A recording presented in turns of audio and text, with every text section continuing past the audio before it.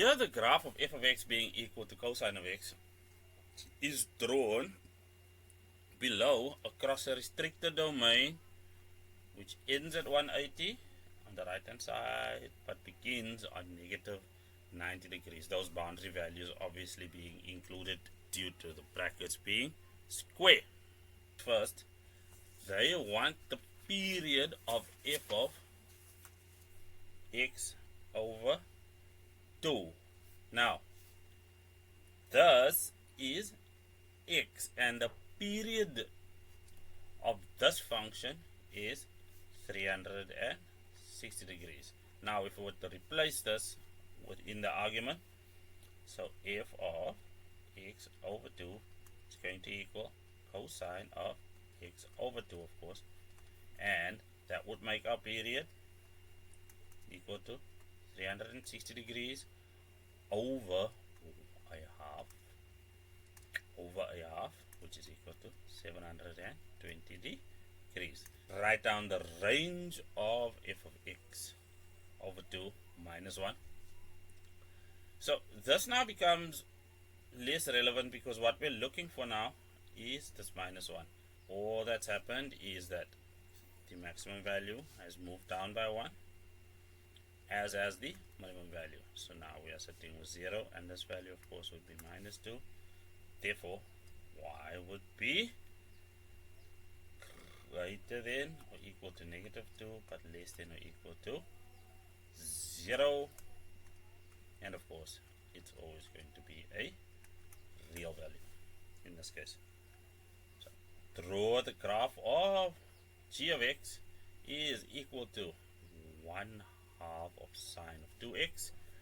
What we can see over here is that our period has been halved because that value over here and this half over here do the same thing. So of course, whereas we divided by a half in the first example, we are going to divide by 2, which means our period becomes 180. So for this thing, our period is equal to 180 degrees. And then of course, what's happened is our maximum and minimum values have been halved as well, because this is our amplitude. So if I can change our colors for a moment, what we know is that the full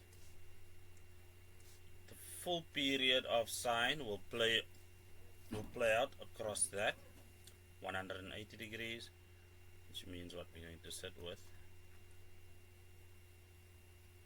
is one repetition of the period between 0 and 180 degrees as such, and then of course it needs to continue on the negative side because we are drawing on the same set of axes, so with the same restriction set as well. So there we have it, the graph of 1 half of sine of 2x. Whatever method you were taught and are comfortable with, that is perfectly acceptable. Now, write down the minimum value of g of x minus 25 degrees. So what's happened over here is the minimum value for this, what's going to happen is that the minimum value of this will not be affected by this. So the minimum value stays the same. The minimum value is just going to be, well, y is equal to negative 0,5 or negative a half. Use the graph to determine the values of x when sine x multiplied by cosine of x minus cosine of x is equal to 0. Well, what happens here? If we were to take this equation such as it is and manipulate it slightly so that it says sine x cosine of x is equal to cosine of x. Well, on the right hand side we can see that we now have f of x, and we are not far off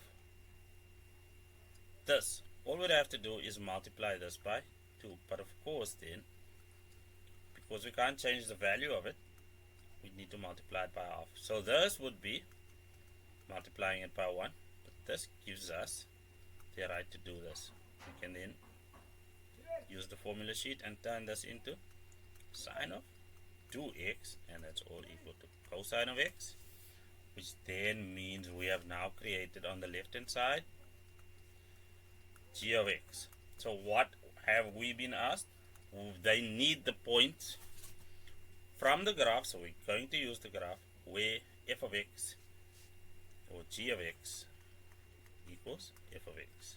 So that's in essence what's being asked of us over here, and those points are here at 90 degrees, negative 90 degrees, and positive 90 degrees.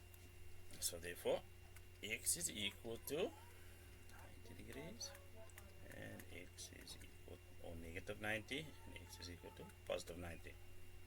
Or we can write it as x is a member of